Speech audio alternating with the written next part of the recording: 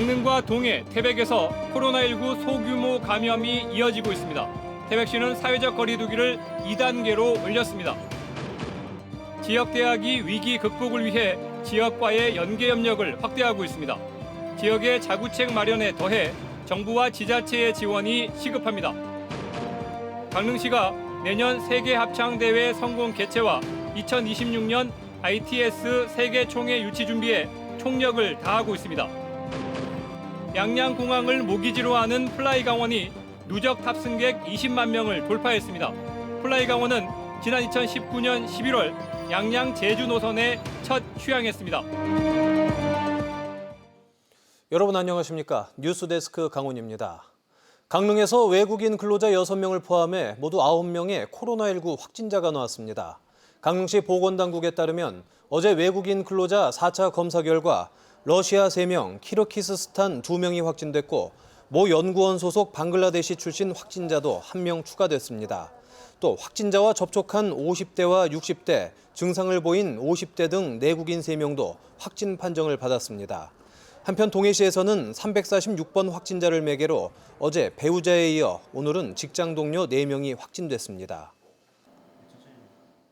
도내에서 코로나19 확진자가 가장 적었던 태백시가 오늘 사회적 거리 두기를 2단계로 높였습니다. 1년이 넘도록 확진자가 8명밖에 안 됐는데 불과 이틀 만에 그 이상 늘어났기 때문입니다. 유인호 기자입니다. 태백시는 오늘 정오를 기해 사회적 거리 두기를 1.5단계에서 2단계로 격상했습니다. 유흥시설과 노래연습장, 실내 체육시설, 목욕탕 등은 오후 10시부터 다음 날 오전 5시까지 운영이 금지됐습니다. 식당과 카페는 오후 10시 이후 포장과 배달만 가능합니다. 결혼식과 장례식장, 임의용업소 등의 입장 인원도 제한됩니다. 국민체육센터를 비롯한 각종 공공시설은 운영을 중단했고 정기 5일장도 휴장하도록 했습니다. 태백시가 거리두기 단계를 높인 건 지난 3월 26일 이후 한 명도 없던 코로나19 확진자가 최근 이틀 동안 갑자기 9명이나 나왔기 때문입니다. 모두 백산동의 한 음식점과 관련된 사람들로 주인 부부를 비롯해 이곳에서 숙식을 한 외국인 근로자 등입니다. 태백시는 특히 9명의 확진자 가운데 7명이 무증상인 점을 주목하고 있습니다. 감염된 사실을 모르는 시민들에 의한 지역 확산을 우려하고 있습니다.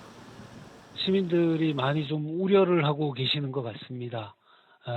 그럼에도 불구하고 지금까지 좀 잘 방역수칙 지켜오셨던 것처럼 그렇게 좀 지켜주시면 고맙겠고요. 또 저희들은 행정에서는 더 이상 확산되지 않도록 최대한 방역조치 또 잘 해나가도록 하겠습니다. 태백시는 추가 감염 예방을 위해 백산 게이트볼장에 선별 진료소를 설치하고 인근 농공단지 근로자와 주민들을 대상으로 전수검사에 나섰습니다. 검사를 마친 시민들에게는 결과가 나올 때까지 가족 간 거리 두기 등 자가격리 지침을 준수해달라고 당부했습니다. MBC 뉴스 유인호입니다. 지역 대학의 생존은 위협받고 있지만 지역사회에서 대학이 맡은 역할과 책임은 오히려 더욱 강조되고 있습니다. 지역 대학의 위기가 곧 지역 소멸로 이어지기 때문인데 지역사회와 대학이 함께 유지 발전하기 위한 연계 협력이 다방면으로 확대되고 있습니다. 박은지 기자가 보도합니다. 학생 수 감소라는 생존 위기에 직면했지만 오히려 대학이 지역에서 해야 할 책무는 확대되고 있습니다. 인재를 배출하는 지역 대학이 사라지고 축소된다면 곧 지역 소멸로 이어지기 때문입니다. 강릉 원주대와 강원대는 연합대학 구축을 위해 공유와 협력 그리고 지역사회 혁신을 내세웠습니다. 기업체와의 협력을 넘어 지역사회와도 힘을 합쳐 지역 발전 방안을 주도한다는 건데 사회적 경제를 조성하고 골목 상권을 살리고 도심을 재생하는 등 여러 과제들에 전문 인력 양성과 훈련, 연구 용역, 사업 수행, 관리까지 모든 과정에 참여하고 있습니다. 예전에는 주로 기업들하고 산학협력을 해서 기술 개발하고 제품 개발하는 쪽으로 중점을 두었다고 하면은 지금은 지역에 있는 기업들뿐만 아니고 사회적인 문화라든지 사회적인 생태, 골목 상권 여기까지도 지금 확대를 해서 미래 먹거리를 만들고 산업 생태계를 키우는 역할도 대학이 하고 있습니다. 가톨릭 관동대는 지역사회 지원 사업으로 커피 판매점 위주로 형성된 강릉커피를 문화산업 전반으로 확장을 추진하고 사라지는 동해안 다시마를 복원해 고부가 가치 상품으로 만드는 등 지역 산업 생태계 혁신을 추진하고 있습니다. 생태계를 복원하고 그 다시마가 가지고 있는 효능을 이용해서 고부가 가치의 다시마 제품을 이제 만드는 게 저희의 또 이제 목표예요. 산업, 특히 제조업 기반이 취약한 강원도에서 대학은 창업의 요람이기도 합니다. 창업 문턱을 낮춰 유망 기업의 발굴과 경영 지원, 아이디어 시제품 제작을 지원하고 예비 창업자로서 주민과 학생 교육까지 다양한 지원이 대학의 인프라와 전문 인력을 활용해 이루어지고 있습니다. 아이디어가 있으면 와서 만들어보고 하는, 그렇게 하면서 그 창업 지원을 해주고 있고, 또 어떤 창의적인 활동을 통해서 이제 창업의 꿈을 키울 수 있는 그런 센터를 지금 운영하고 있는데, 지역에서 일자리를 찾고 창업을 하는 것은 학생들의 외부 전출을 막고 지역에 자리 잡게 하고 있습니다. 한중대 폐교 이후 동해시가 창업 보육센터를 직영으로 전환해 계속 운영하는 사례에서도 확인할 수 있습니다. 코로나19 속에 열린 축제 현장에 강릉 영동대 간호학과 학생들이 보건 인력으로 봉사하거나 여름 해수욕장의 행정 지원, 지역 중고등학생들에 대한 멘토링 등 각종 인적 지원도 지역에 대학이 있어 가능합니다. 충북도에 가면은 대학로가 있어요. 대학로에는 젊은이가 없을 정도로 이미 많은 젊은이들이 이 지역을 떠났습니다. 그런데 지자체와 대학이 손잡고 위기를 기회로 만들기 위해 힘쓰고 있지만 정부 정책은 도움이 되기는커녕 오히려 찬물을 끼얹고 있습니다. 인구가 적고 경제 규모가 적은 강원도는 점점 더 소외되고 있습니다. 교육부가 1,700억 원을 투자해 전국 지자체와 대학이 협력해 지역 인재 양성, 취업, 창업, 지역 정착까지 선순환 구조를 구축하는 지역혁신 플랫폼 사업을 추진하고 있지만 강원도와 전라도, 제주도는 제외돼 있습니다. MBC 뉴스 박은지입니다. 학령 인구 감소로 지역 대학들이 벼랑 끝에 내몰린 가운데 지역 특성을 반영한 자구책을 마련하고 있지만 분명 한계가 있습니다. 이로 인해 정부의 정책적 지원뿐 아니라 지자체에서도 더욱 관심을 기울여야 한다는 목소리가 나오고 있습니다. 홍한표 기자가 이어서 전해드립니다. 가톨릭 관동대의 올해 신입생 충원율은 73.7%, 지난해보다 신입생이 4분의 1 넘게 줄었습니다. 지방 국립대학들은 사정은 조금 낮지만 충원율 하락을 면치 못하고 있습니다. 지역에 남은 우수 인재가 반수나 편입을 통해 줄줄이 수도권으로 빠져나가고 있습니다. 지방 대학들이 수도권 대학의 정원의 입학이나 편입을 줄이거나 막아달라고 호소하는 이유입니다. 모집 정원 자체는 묶여 있지만 문제가 편입이라든가 이것을 통해서 학생들을 다 흡수해 가요. 지방의 우수 인재들은 서울로 갈 수밖에 없는 상황이고요. 앞으로 상황은 더 심각할 것으로 예상됩니다. 올해 대학 입학 정원은 49만 명이 넘는데 입학 가능 자원은 41만 명에 불과합니다. 학령 인구 감소로 지방대가 한계 상황에 이르고 이는 지역 균형 발전에도 역행하고 있습니다. 최근 유은혜 교육부 장관의 수도권 대학 정원 감축 검토안도 이 같은 맥락으로 읽힐 수 있습니다. 정부의 부족한 재정 지원도 문제입니다.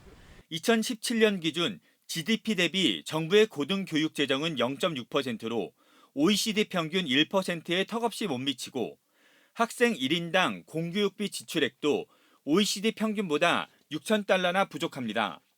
정부의 지방대 재정 지원은 수도권 대학의 절반에 그치고 있어 지방대학의 등록금 의존율은 높아지고 있습니다. 특히 지방대학은 신입생까지 감소함에 따라 대부분이 정부의 지원 없이 혹은 턱없이 부족한 정부의 지원과 함께 대부분이 등록금에 의존하고 있습니다. 지금 지방대학들은 거의 존폐 위기에 서 있다고 볼 수 있고요. 강원권의 예로 들자면 학생 1인당 재정 규모는 1,731만 원으로 서울 지역 2,338만 원의 74% 수준이어서 연구와 교육 여건을 더욱 악화시키고 있습니다. 교수님들과 좀 더 많은 소통을 위한 화상 강의가 좀 더 필요할 것 같고요. 또 실습학과 위주인 학과들한테는 좀 더 많은 기회를 줬으면 하는. 정부가 나서야 고등교육 문제가 해결되는 것은 한중대 임금체불 사례만 봐도 알 수 있습니다. 교육부가 600억 원 규모의 기금을 마련해 폐교대학 교직원의 임금 청산을 돕고 국회가 근거 법령을 손질하고 나서야 체불임금 청산의 실마리가 잡히고 있습니다. 기본적으로 체불임금의 해소라는 그런 어떤 목적은 분명히 이제 가야 되고 잉여 자금들도 국가가 해소해서 기금으로 기금화시키고 지역 대학이 가진 잠재적 역량을 생각하면 지자체의 지원도 더욱 확대돼야 합니다. 또 4차 산업혁명이라고 하는 부분에 있어서도 굉장히 이제 중요한 역할을 해야 되는 것이 대학이고 또 지역과 함께하는 것이 또 중요한 요소이긴 한데 재정적인 측면에서 지금 굉장히 어렵습니다. 2012년경부터 세계 청소년 마인드 스포츠 대회를 강원도, 강릉시, 태백 등 인근에 있는 지자체와 더불어서 세계 대회를 유치하면서 저희들이 지역 사회에 많은 기여도 했는데 지방대학의 위기 극복은 대학의 자구책 마련과 지자체, 정부의 지원 없이는 불가능한 숙제입니다. MBC 뉴스 홍한표입니다.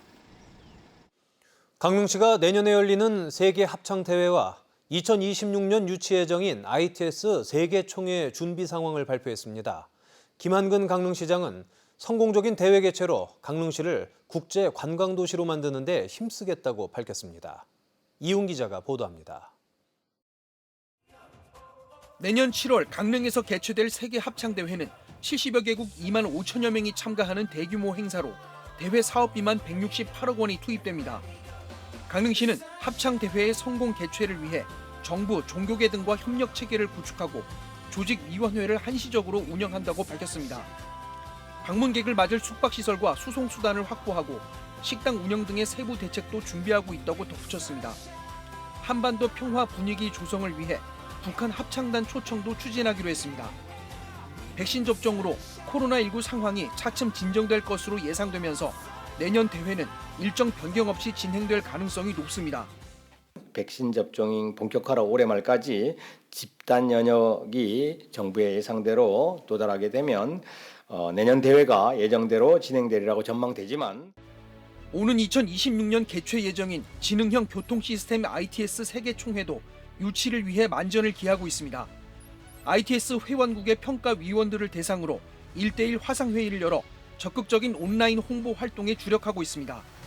강릉시는 총회 개최지로 확정되면 490억 원을 들여 주요 도로의 실시간 교통정보 시스템과 스마트 신호 시스템 등을 설치하는 ITS 기반 구축 사업을 추진할 계획입니다. 디지털 도로망이 구축되고 스마트 시티 사업을 통한 전체 도심의 균형 발전과 대한민국 최초의 스마트 도시가 가장 빨리 완성되고 강릉시는 대만 타이베이와 2026 ITS 세계 총회 유치 경쟁을 벌이고 있으며 개최지는 오는 10월 독일 함부르크에서 열리는 ITS 총회에서 최종 결정됩니다. MBC 뉴스 이웅입니다.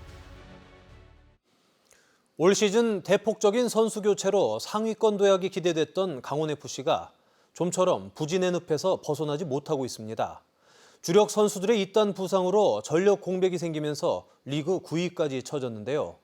부진의 원인을 강화길 기자가 진단했습니다. 강원FC가 올 시즌 두 번째로 울산과 맞붙은 경기. 울산 현대는 지난 2012년 5월 이후 17번 대결에 한 번도 이기지 못한 숙적입니다.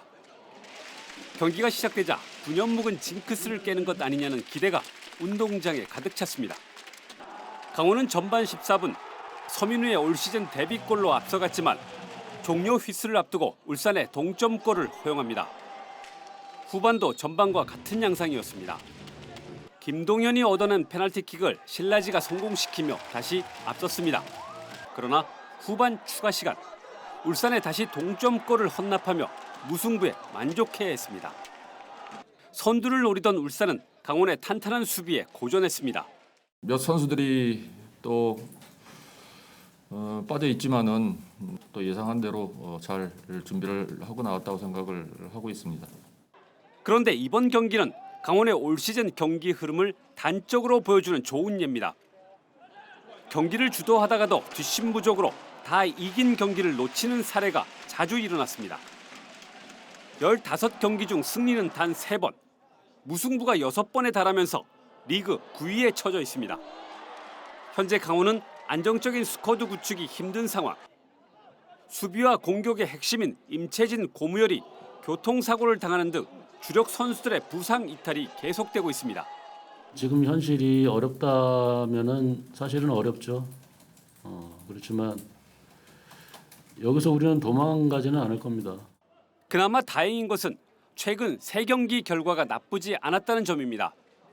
리그 최강인 전북, 포항, 울산과 잇따라기로 지지 않았다는 점입니다. 선수들은 약화된 팀 전력을 극복하기 위해 분투하고 있다고 밝혔습니다. 조금 더 서로 배려하고 서로 양보하고 헌신하고 그런 식으로 이겨나가려고 다 같이 응집을 하는 그런 시기인 것 같습니다. 강원FC는 이가 없으면 잇몸으로 버틴다는 각오로 이 시기를 잘 이겨내 병수볼의 부활을 보여주겠다고 자신했습니다. MBC 뉴스 강화길입니다.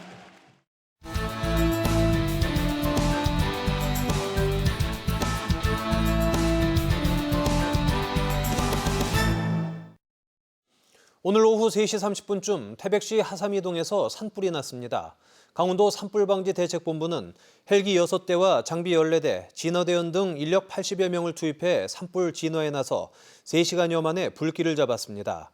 산림당국은 산림 0.5헥타르가 불에 탄 것으로 추정하고 있으며 산불 원인을 조사하고 있습니다. 양양국제공항을 모기지로 하는 플라이 강원이 누적 탑승객 20만 명을 돌파했습니다. 플라이 강원은 오늘 양양발 제주행 항공편에 탑승한 20만 번째 승객에게 왕복 항공권을 기념품으로 전달하고 해당 항공편 승객들에게 경품을 제공했습니다. 플라이 강원은 지난 2019년 11월 양양 제주 노선에 첫 취항했습니다. 오는 27일부터 아스트라제네카 백신을 맞게 될 70살 이상의 사전 예약률이 50%를 넘었습니다. 강원도에 따르면 70살에서 74살까지의 예약률은 52.8%, 65살에서 69살까지는 40.1%로 모두 전국 평균보다 1%포인트 정도 높습니다. 오늘부터는 60살에서 64살까지 대상이 확대돼 다음 달 3일까지 예약이 진행됩니다. 내일부터는 지난 2월 첫 접종을 받은 도내 65살 미만 요양병원, 요양시설 종사자와 입원, 입소자 등 16,000명에 대한 2차 접종이 진행됩니다. 오늘 강릉시 의회에서 강원도 시군의회 의장협의회가 열려 주요 현안에 대한 성명을 냈습니다. 오늘 채택한 성명서는 4건으로 동해지방해양경찰청장의 직급 격상과 오색 케이블카 사업 정상화를 위한 환경부 제보안 철회, 강원도 방사능 전문검사센터 설립, 동해안 신가평간 송전선로 사업협의 요청 등입니다. 오늘 발표한 성명서들은 국회와 관련 정부 부처 등에 보냈습니다.